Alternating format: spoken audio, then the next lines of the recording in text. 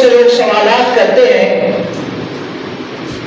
ہمارے ایک بہت بڑے مبلغ گزرے ڈاکٹر اسرار احمد صاحب، ان کا ایک کلپ آج کل بہت زیادہ وائرل ہے.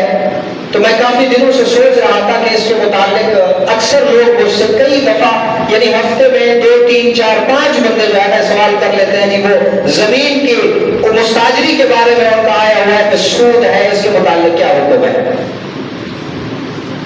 تو میں سوچ رہا تھا کہ اس موقع پہ وضاحت کروں گا، کیونکہ اکثر یہی ہے کہ جس کے ہاتھ میں ٹچ موبائل ہے وہ اس کے سامنے سے گزرا ہوگا. اور ڈاکٹر اسرار صاحب اپنے بیان میں فرماتے ہیں کہ زمین کو مستاجری پہ دینا یہ مطلق سود ہے. تو جو لوگ زمین مستاجری پہ دے رکھی ہے انہوں نے یا جنہوں نے لے رکھی ہے وہ پریشانی کے اندر مبتلا ہے بیچارے. انہوں نے تو سود قرار دے دیا اور سود تو حرام ہوتا ہے، ہم کیا کریں؟ دیکھیں اس کے متعلق ابتداءً اللہ کے نبی کے زمانے میں جو صورتیں رائج تھی وہ اور عام طور پہ جو زمین کے اندر اجرت اور مستاجری پہ دینے کی صورتیں ہیں وہ تقریباً 3 قسم کی صورتیں ہیں جس پہ لوگ عمل کرتے ہیں. اس کو ذہن میں رکھیں گے. ایک صورت تو یہ ہے کہ انسان اپنی زمین کسی کو مستاجری پہ دیتا ہے، مزارعت پہ دیتا ہے.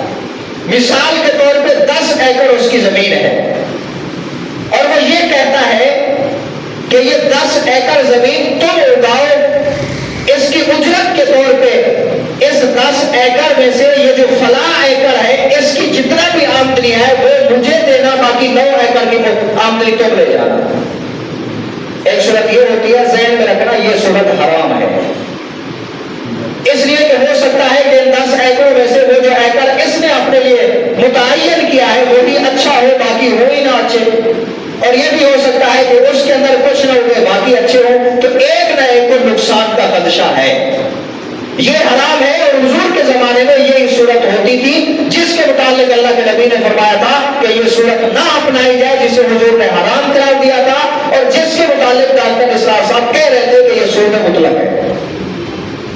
اور دوسری صورت یہ ہوتی ہے کہ ایک آدمی کسی کو 10 ایکڑ زمین مستاجری پہ دیتا ہے اور وہ یہ کہتا ہے کہ تم نے اس کے اندر گندم اگانی ہے اور مجھے اس زمین کی گندم میں سے 100 من گندم مجھے دینا، باقی جتنا ہو وہ تم رکھ لینا. یعنی اسی زمین کی گندم میں سے مجھے 100 من دینا، باقی تم رکھ لینا، متعین کر لیتا ہے. تو یاد رکھنا یہ بھی حرام ہے، اس لیے کہ ہو سکتا ہے ساری ہوگی 100 من، کس نے دیکھا ہے کہ وہ 1000 من ہوگی، 500 من ہوگی یا کتنا ہوگی. یہ بھی حرام ہے. لیکن اس کے ساتھ ساتھ اگر کوئی آدمی یہ کہتا ہے کہ مجھے 100 من گندم دینا، یہ 10 ایکڑ زمین تم اگاؤ، لیکن یہ شرط نہیں لگاتا کہ اسی زمین کی ہو یا کہیں سے بھی مجھے دے دینا، اور یہ بھی شرط نہیں لگاتا کہ تم نے اس زمین کے اندر گندم اگانی ہے، تمہاری مرضی ہے، اس میں کپاس اگاؤ، چاول اگاؤ، گنا اگاؤ، سبزی اگاؤ، جو بھی اگاؤ وہ تمہاری مرضی ہے، لیکن مجھے اس زمین کی اجرت اور ثمن کے طور پہ 100 من گندم دے دینا. یہ جائز ہے، یہ حرام نہیں ہے. اور پھر تیسری صورت یہ ہے جس طرح آج کل کے زمانے میں زمین مستاجری پہ دی جاتی ہے، مزارعت پہ دی جاتی ہے، اجرت پہ دی جاتی ہے اور اس کی قیمت متعین کر لی جاتی ہے. یہ 1 ایکڑ زمین ہے، تم اس کو اگاؤ، 1 سال کے مجھے 40,000 روپے اس کی اجرت دے دینا. اس میں تو کسی قسم کا شبہ نہیں ہے، یہ بالکل جائز ہے. اس طرح کا کام کرنے والے لوگ وہ پریشان نہ ہوں. بالکل جو حرام صورتیں ہیں وہ بھی میں نے بتا دی ہے اور جو جائز صورت ہے یہ بھی بتا دی ہے. لہذا ڈاکٹر صاحب کا کلپ اگر حضرات کے سامنے آئے تو کافی دنوں سے میرے دل میں بھی تھا اور بہت سے لوگوں نے سوال بھی کیا. تو وہ اس کی 3 صورتیں ہیں. اللہ کے نبی کے زمانے میں جو صورت تھی وہ اس زمین کا ایک حصہ متعین کر لیا کرتے تھے، اسی کے متعلق حضور نے فرمایا تھا یہ حرام ہے. لہذا اس کے طرز پہ اگر کوئی کام کرتا ہے وہ تو حرام ہے، لیکن اگر پیسے متعین کرتا ہے تو یہ بالکل بھی حرام نہیں ہے. تو پروردگار عالم سے